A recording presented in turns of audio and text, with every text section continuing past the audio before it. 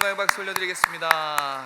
네, 날마다 또 이렇게 울림이 있는 귀한 찬양 진심으로 감사드립니다. 오늘 날씨가 참 좋더라고요. 그래서 감사하고 또 여러분들 얼굴 다시 만나서 또 감사하고 또 이렇게 함께 예배드릴 수 있어서 감사해요. 정말 하나님 은혜가 너무나 감사합니다. 오늘 한 해를 돌아보고 감사하는 추수감사주일입니다. 여러분들 주님께 감사하는 삶이 되시길 바랍니다. 우리 옆에 분에게 주께 감사합시다 이렇게 한번 인사해 주시겠습니까? 주께 감사합시다. 감사의 삶을 삽시다. 아멘. 네, 감사의 삶을 통해서 하늘의 축복을 누리는 여러분 되시길 주님의 이름으로 축복합니다. 아멘. 오늘 뒤에 성례식이 있어서 바로 말씀을 함께 나누도록 하겠습니다. 오늘 11절에 보니까 예수님이 예루살렘으로 향해 가신다 그렇게 말씀합니다. 지금 예수님이 예루살렘을 가는 그 길에 있습니다. 예루살렘을 향해 가십니다. 여러분들 지금 예수님이 예루살렘을 향해서 가는데 이 뜻이 무슨 뜻인지 아십니까? 지금 예루살렘에 가면 뭐가 있는지 아십니까? 지금 예수님을 기다리는 그것이 있습니다. 예루살렘에 바로 십자가입니다. 지금 예수님은 십자가를 향해서 나아가고 계십니다. 그러니까 오늘 본문의 이 사건은 이제 예수님이 십자가를 가는 그 예루살렘을 가는 마지막 사역이에요. 사역의 끝부분에 이제 복음을 전하기 위해서 사마리아와 갈릴리 그 경계선상에 있는 한 마을에 이제 들어가신 겁니다. 이제 더는 이 마을에 다시는 들어가실 수 없고 방문하실 수 없어요. 이 마지막입니다. 이제 예수님은 이 마을을 거쳐서 예루살렘에 입성하시면 호산나 호산나 종려 가지나무를 들고 입성하시면 이제 일주일 뒤에 십자가에 달려 돌아가시죠. 그러니까 지금 땅에서의 사역의 마지막이에요. 복음을 전하러 지금 이 마을에 들어가신 겁니다. 자, 그런데 이 마을이 좀 특수한 마을이죠. 자, 이 마을이 어떤 마을이냐면 나병 환자들만 모여서 살고 있는 나환자촌입니다. 왜 여기 가셨을까요? 목적과 의도 없이 가진 않으셨겠죠. 여기 지금 예수님을 기다리는 10명의 나병 환자가 있기 때문에 그렇습니다. 자, 이 10명의 나병 환자가 왜 기다릴까요? 맞아요. 치유받기 위해서 예수님을 만날 수 없고 볼 수도 없는 그들이 이게 웬일입니까? 예수님이 자신들을 만나러 온 것입니다. 여러분, 이 나환자촌에는 일반인들이 발길을 들어가지 않습니다. 사회에서 버림받고 심지어 가족에게도 버림받은, 그래서 하나님과의 관계도 끊어지고 사랑과의 관계, 세상과의 단절, 그래서 마을에도 거주하지 못하고 이 성곽 밖에, 마을 밖에 외딴 곳에 이렇게 격리되어서 삶을 사는 곳이 이 나환자촌입니다. 이곳에 웃음이 있을까요? 웃음이 있을 리 없죠. 여기 사는 사람들 기쁨이 있을까요? 절망뿐이에요. 매일 한숨만 짓습니다. 어디 여기에 기쁨이 있겠습니까? 또 여기에 이 나병 환자들 감사가 있을까요? 감사도 없어요. 그냥 온통 절망과 한숨뿐인 곳입니다. 자, 이곳에 예수님이 이 10명의 나병 환자, 평생의 소원, 치유받길 원하는, 예수님을 꼭 한번 만나서 소문 들었거든요. 예수님이 나병 환자를 고쳤다는 소문을 들었기 때문에 예수님을 꼭 한번 만나서 평생의 소원, 이 나병을 치유받고 싶어하는 이 10명의 나병 환자를 예수님이 만나러 오셨습니다. 오늘 이 나병 환자의 이야기를 통해서 하나님이 우리에게 원하시는 감사의 삶에 대해서 한번 생각해 보도록 하겠습니다. 자, 우리 첫 번째는 12절에서 14절까지의 말씀이 있어요. 12절에서 14절 같이 한번 의미를 생각하면서 읽겠습니다. 시작. 한 마을에 들어가시니 나병 환자 10명이 예수를 만나 멀리 서서 소리를 높여 이르되 예수 선생님이여 우리를 불쌍히 여기소서 하거늘 보시고 이르시되 가서 제사장들에게 너희 몸을 보이라 하셨더니 그들이 가다가 깨끗함을 받은지라. 아멘. 우리가 그냥 쭉쭉 읽었지만 이게 알고 보면 정말 신묘막측한 이상한 그런 이야기들이 여기 진짜 많아요. 그리고 지금 말씀이 일부러 의도적으로 주목하는 것이 있어요. 그게 뭐냐면 이 나병 환자들의 믿음이에요. 이 나병 환자들은 우리가 읽은 그 말씀 속에서 보면 대단한 믿음을 갖고 있어요. 죽음을 무릅쓰는 믿음을 갖고 있고요. 또 이들은 기적을 체험합니다. 그죠? 14절에 보면 깨끗함을 받은지라. 그 기적을 체험한 사람들이었고요. 자, 얼마나 기뻤을까요? 잃어버렸던 웃음을 되찾고 기쁨을 회복했겠죠. 그런 사람들이에요. 오늘 성경은 이 나병 환자들이 믿음이 있고 기적을 경험하고 기쁨을 회복했다는 것을 주목합니다. 그런데 한 가지를 더 주목해요. 그게 뭐냐면 믿음도 있었고 기적도 경험했고 기쁨을 회복했지만 감사는 없었다. 안타깝게도 감사하지 않은 것을 조명하고 있습니다. 먼저 성경은 이 10명의 나병 환자들의 놀라운 믿음을 주목합니다. 13절에 나와 있듯이 소리를 높였어요. 지금 나병 환자들이 할 수 있는 건 사실 부르짖는 것밖에 없어요. 긍휼히 여기소서 다윗의 자손 예수여 우리를 불쌍히 여기소서 소리 지르는 것. 그런데 여기서 부르짖었다는 것은 지금 이들이 최선을 다하고 있는 거예요. 자기가 할 수 있는 젖먹더니까지 멀리 계신 예수님을 부르고 있는 거예요. 왜? 지금 일생일대에 단 한 번의 기회가 찾아왔거든요. 예수님이 나타나셨어요. 이들은 예수님을 단순히 존경하는 교사로 보지 않고 질병을 치유할 수 있는 권위자로 확신을 갖고 있었어요. 그래서 치유받기 위해서 고래고래 소리를 지르는 거예요. 최선을 다하고 있는 모습을 보여줍니다. 여러분, 부르짖는 것도요, 이거 믿음이 없으면 못해요. 그들이 분명히 예수님을 치유자라고 인식하고 확실히 믿고 있었기 때문에 주여라고 부르짖는 겁니다. 믿음이 있었어요. 대단한 믿음이 있었습니다. 또한 이들은 예수님의 명령에 즉시 순종합니다. 이게 정말 놀라운 믿음이에요. 예수님이 누가복음 5장에도 보면 과거에 나병 환자를 치유하신 그 기록이 있어요. 그런데 오늘과 사뭇 다릅니다. 자, 그때는 과거에는 예수님이 선포하십니다. 깨끗해져라. 이렇게 말로 선포하셨어요. 그리고 그때에는 예수님의 이 동작이 있습니다. 무슨 동작이 있냐면 이 나병 환자에게 예수님이 손을 대세요. 그 몸에. 이렇게 그때에는 선포도 하고 동작도 있었거든요. 그런데 오늘 이 10명의 나병 환자에게는 어떠한 선포, 어떠한 행동, 어떠한 과정도 하나도 없어요. 그냥 10명의 나병 환자들에게 제사장에 가서 너희 몸을 보여라. 딱 요 한마디만 남기십니다. 그런데 이게 얼마나 큰 이 나병 환자들에게는 얼마나 큰 부담인지 우리는 알아야 됩니다. 구약의 율법에 보면요, 나병이 걸린 환자가 이제 치유가 되면 제사장에게 가야 돼요. 왜냐하면 제사장에게 가서 제사장에게 몸을 보입니다. 그럼 제사장이 다 확인해요. 검사를 해요.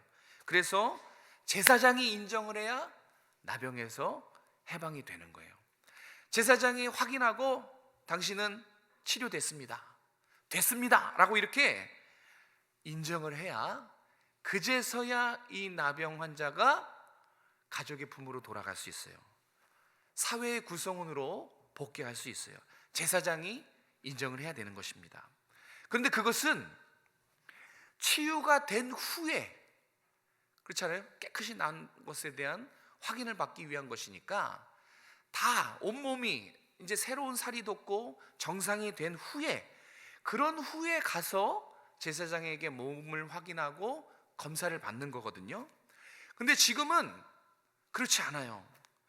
지금은 치유가 안 돼 있어요. 여전히 이 몸이 썩고 부패돼 있어요. 지금은 치유가 안 돼 있어요. 이런 치유가 안 된 붕대로 감고 있는 이 몸으로 제사장에게 간다는 것은 위험천만한 일이에요. 왜냐하면 그들은 부정한 사람이기 때문에 만약에 마을로 들어가서 제사장에게 가다가 사람들에게 발각되면 돌에 맞을 수 있습니다. 돌에 맞아요. 그래서 죽는 경우도 있었어요. 그러니까 예수님이 제사장에 가서 몸을 보여라, 이거는 아주 위험한 말씀이신 것입니다. 돌에 맞아 죽을 수 있는 그런 일을 말씀하신 거예요. 그런데 이들 어떡합니까? 갑니다. 아무 말 하지 않고 가요.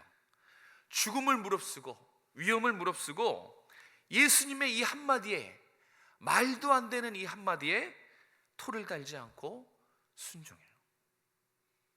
이 사람들은, 이 10명은 정말 대단한 믿음을 가진 사람들이었어요. 정말로 믿음대로, 그들의 큰 믿음대로 10명이 제사장에게 가다가 어떻게 됩니까? 싹 깨끗이 고침을 받습니다. 치유를, 놀라운 치유를 경험해요. 여러분, 이 10명의 평생의 소원이 무엇이었습니까? 나병에서 해방되는 거예요. 치유받는 거예요. 평생에 바라던 일이 이루어진 거예요. 이제는 가족에게 돌아갈 수 있어요. 얼마나 기뻤을까요? 뛸 듯이 기뻤겠죠. 웃음기 없던 그 얼굴에 웃음꽃이 활짝 폈을 것입니다. 막 뛸 듯이 기뻤을 것입니다. 자, 평생에 바라던 일, 웃음이 회복되고 기쁨이 회복되고 이제 따뜻한 가족의 품으로 갈 수 있고, 이제 사회에 가서 일도 하고 밥도 먹으면서 관계를 하면서 이제 행복한 삶을 살 수 있게 됐어요. 자, 이제 이 10명, 그럼 이제 무엇을 해야 됩니까? 이 10명이 해야 될 일이 있죠. 자, 보세요. 근데 평생의 소원 치유받았습니다. 너무 좋아. 이제 가족의 품으로 갈 수 있어요. 그런데 이 10명 중에 다시 예수님께 돌아가서 무릎 꿇고 감사한 사람은 몇 명이었을까요? 맞아요. 사마리아인, 이방인이라는 게 참 아주 대반전이에요. 사마리아인 한 명만 예수님께 돌아가서 감사합니다. 나머지 9명은 그냥 제 갓길로 갔다는 얘기예요. 왜 10명일까? 아마 20명이라 해도 1명일 겁니다.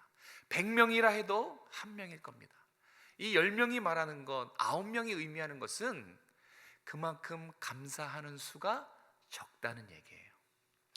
이것을 디모데후서 3장에 보면 잘 나타냅니다. 디모데후서 3장 2절에 보면 이제 말세로 갈수록, 말세지말로 갈수록 교회와 성도들에게서 나타나는 특징을 잘 말씀하고 있어요. 이 세상 사람들을 이야기하는 게 아니에요. 교회를 향해서 한 말이에요.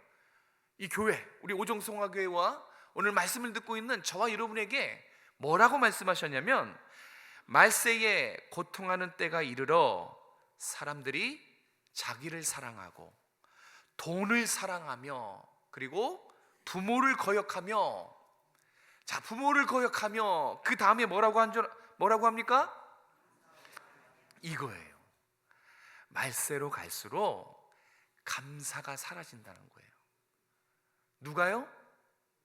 교회가, 우리가, 예수 믿는 우리 성도가 감사하지 않는다는 겁니다.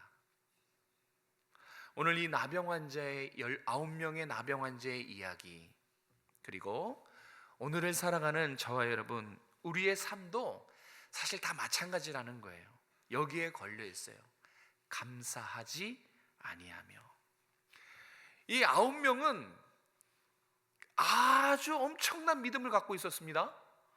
예수님의 말씀에 순종하는, 목숨 걸고 순종하는 그런 믿음도 갖고 있었고, 기적 같은 은혜를 경험하지 않습니까?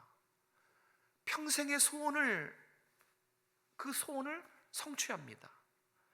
넘치는 기쁨을 회복하고 놀라운 축복을 경험해요. 우리도 마찬가지 않습니까? 건강한 삶, 가족이 있고 매일매일 직장에서 일할 수 있고 또 평안한 이 모든 놀라운 축복을 경험하고 살고 있지만 감사하지 않는다는 거예요. 우리에게 놀라운 은혜와 축복을 주시는 그 하나님께 감사하지 않는 것, 이것이 오늘 성경이 우리에게 안타깝게 말씀하고 계시는 것입니다. 오늘 단순히 한번 생각해 봐야 돼요. 여러분은 어떻습니까? 오늘 벌써 11월 중반을 넘어가고 있는데 1월 달부터 2월, 3월, 4월, 5월, 6월, 7월, 8월, 9월, 10월, 11월, 와, 정말 많은 세월을 여기까지 왔습니다. 여러분은 그 세월 동안 1년이라는 시간을 흐르는 동안 감사하며 사셨습니까? 아닙니다. 난 돌아봤더니 이 9명처럼 감사를 잃어버린 삶입니다. 그런 분들도 계실 수 있어요. 하나님이 놀라운 축복과 은혜를 주셨지만, 평범한 일상이라는 큰 은혜를 주셨지만 감사하지 못할 수 있어요. 내가 이 9명에 포함되는 삶을 열심히 살았을 수 있습니다. 그런데 보세요, 오늘 본문에 감사하는 이 한 사람을 성경이 주목합니다. 누가 감사했는가? 목숨 걸고 순종한 믿음 있는 사람은 감사하지 못했어요. 기적을 경험한, 평생의 소망을 체험한 그 사람들 감사하지 않았어요. 누가 감사했는가? 이방인 한 사람이 감사했습니다. 자, 우리 본문 말씀을 다시 한번 볼까요? 17절, 18절입니다. 17절, 18절 같이 읽겠습니다. 시작. 예수께서 대답하여 이르시되 10사람이 다 깨끗함을 받지 아니하였느냐? 그 9은 어디 있느냐?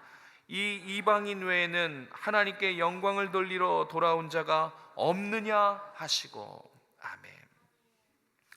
자, 오늘 말씀은 누가 감사해야 되는지 분명히 가르쳐주고 있습니다. 누가 감사해야 되는가? 사랑하는 성도 여러분, 감사는 죄와 사망에서 구원받은 사람이 감사해야 되는 거예요.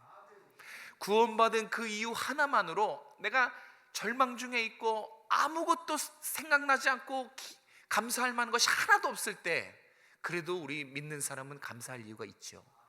구원받은 은혜, 나 같은 죄인을 구원해 주신 그 하나님의 은혜, 놀라운 사랑. 구원만 해주셨습니까? 죽음은 천국으로 갈 수 있게 해주셨죠. 주님의 자녀 삼아 주셨지요. 영원한 행복, 영원한 삶, 영원한 안식을 우리에게 허락해 주셨어요.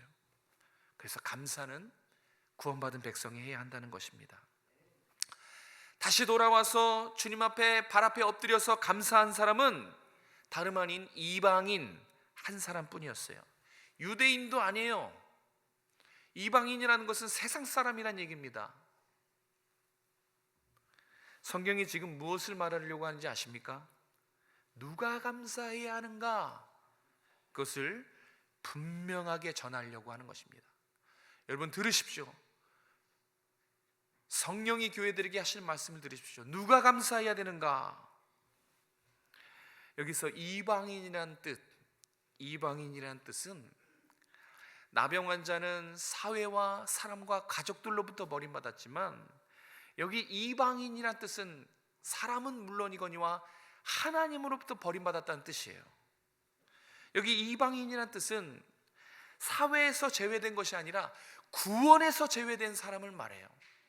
나병 환자는 불치병이지만 이방인은 죄의 병을 짊어진 사람이란 뜻인 겁니다. 한마디로 이방인은 용서받을 수 없는 죄인이다. 거기 그 뜻이 이방인이란 뜻이에요. 자, 그런데 중요한 것은 지금 이 이방인이 누굴 가리키고 있는가 하는 것입니다. 여러분, 이 이방인, 주님께 돌아와서 감사한 이 이방인이 누굴 가리키는지 아십니까? 저를 가리킵니다. 그리고 여러분을 가리켜요. 이 이방인은 우리를 가리키는 거예요. 무슨 얘기냐? 우리도 용서받을 수 없는 영원한 지옥의 심판, 멸망받았어야 하는 그런 이방인, 죄인이란 얘기입니다. 예수님이 이 돌아온 이방인에게, 엎드려서 절하고 감사하는 이방인에게 묻습니다. 10명이 다 치유받았지 않느냐? 10명이 소원 성취했지 않느냐? 10명이 놀라운 은혜를 체험했지 않느냐? 그런데 다 감사해야지 왜 9명은 감사하지 않느냐? 그렇게 물어봅니다. 그 9은 어디 있느냐? 제가 이 말씀을 묵상하다가 엄청 찔렸습니다. 감사하지 않는 저의 삶이 정말 저에게 하는 말씀 같아서 엄청 찔렸습니다. 여러분은 어떻습니까? 감사하지 않느냐? 왜 9명은 감사하지 않느냐? 이렇게 물으십니다. 그리고 더 놀라운 사실은 감사한 이 이방인에게 구원의 은혜까지 베푸신다는 사실이에요. 19절에 나와 있지만 이 감사한 이 이방인에게 예수님은 구원의 은혜까지 베푸세요. 자, 보세요. 치유의 은혜는 10명 다 경험했어요. 10명 다 치유를 경험합니다.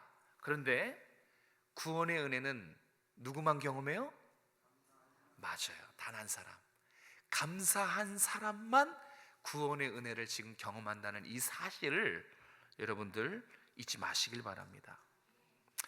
예수님이 지금 예루살렘을 가다가 이 나환자촌에 들르신 목적은, 예수님은 처음부터 이 나환자촌의 이 10명에게 어떤 목적을 갖고 계셨냐면 치유가 아니었어요. 예수님이 이 마을에 들리신 목적은 치유가 아닙니다. 그럼 예수님의 목적은 무엇이었을까요?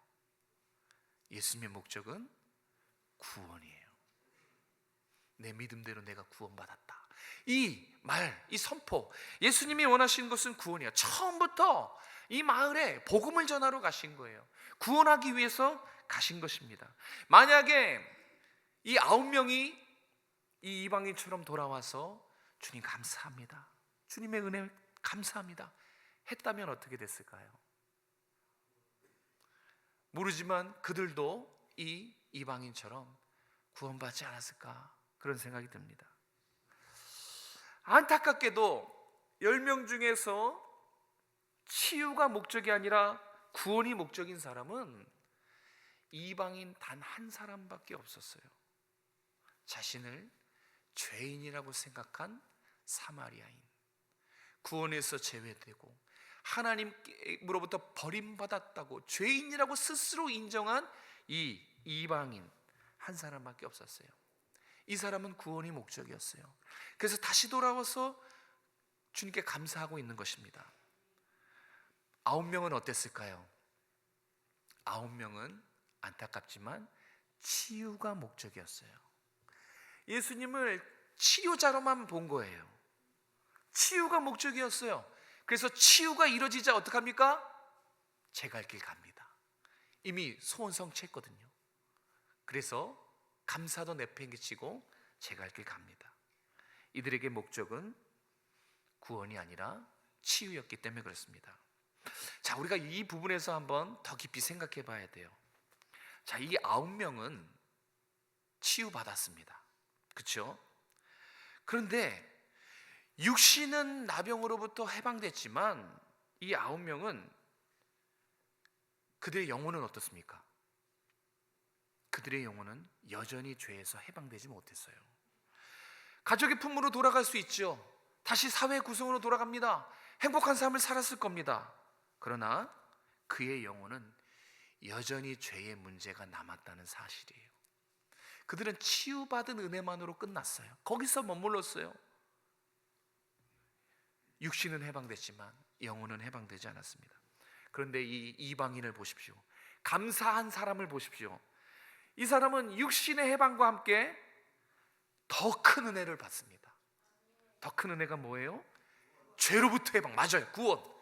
구원까지 허락을 받습니다. 사랑하는 성도 여러분, 하나님이 여러분에게 어떤 은혜를 베푸셨는가 한번 헤아려 보시기 바랍니다. 하나님 우리에게 베푸신 은혜는 나병에서 고침받은 것과는 비교도 안 될 은혜를 우리에게 허락해 주셨어요. 용서받을 수 없는 나 같은 죄인, 정말 예수님 아니면 영원한 지옥 형벌을 받았어야 될 우리가 예수 그리스도의 십자가 대속으로 영원한 천국, 영원한 생명을 허락받은 거예요. 구원받은 것입니다. 하나님이 오늘 이 아침에 우리에게 이 말씀을 하신 것은 우리가 이 땅을 살아가는 동안 구원받은 백성답게 그 하나님의 대속의 은혜를 알고 감사하는 삶을 살아가기 원해서예요. 하나님 여러분에게 원하시는 것은 감사하는 삶입니다. 그 십자가를 날마다 붙잡고 우리가 어떤 존재였는가? 죄인. 그런데 우리가 십자가 때문에 어떻게 됐는가? 의인. 하나님의 자녀가 된 이 사실을 어떠한 상황 속에서도 붙잡고 감사하라라는 것입니다. 오늘은 한 해를 돌아보는 감사의 날입니다. 추수감사절은 그동안 주님이 베푸신 은혜와 거저받은 사랑들, 그것을 돌아보라고 있는 날입니다. 아까도 말씀처럼 점점 감사가 사라지는 시대입니다. 원망과 불평이 쌓여가는 그런 시대입니다. 이런 시대 속에 여러분 구원받은 사람답게 감사하시길 바랍니다. 구원받은 은혜 하나 때문에 매일 감사가 넘치고 매일이 뭡니까? 평생 구원의 은혜로 감사하시는, 감사가 넘치는 여러분의 삶이 되시길 주님의 이름으로 축복합니다. 그것이 오늘 이 아침에 이 말씀을 통해서 하나님이 여러분에게 원하시는 삶이에요. 오늘 하루만이라도 한번 감사의 삶을 살아가시길 바랍니다. 그리고 이제 얼마 남지 않은 이 2025년도도 끝까지 감사로 또 기도로 하나님께 영광 돌리시는 여러분 되시길 주님의 이름으로 축복합니다. 기도하겠습니다. 고마우신 하나님 감사합니다. 오늘 이 아침에 또 예배의 자리로 말씀을 듣게 하시니 감사합니다. 구원받은 그 은혜가 얼마나 큰 은혜인지 하나님 우리가 생각해보고 감사하게 도와주시고, 날마다 우리의 삶에, 우리의 가정에 정말 주님의 주신 은혜와 사랑으로 감사가 넘치는 우리 모든 성도들의 삶이 될 수 있도록 축복하여 주시옵소서. 감사가 능력이 되게 하시고 그 능력의 삶에 하나님의 역사를 경험하는 우리 모든 성도들 될 수 있도록 축복하여 주시옵소서. 감사를 드리며 거룩하신 예수님의 이름으로 기도드립니다. 아멘.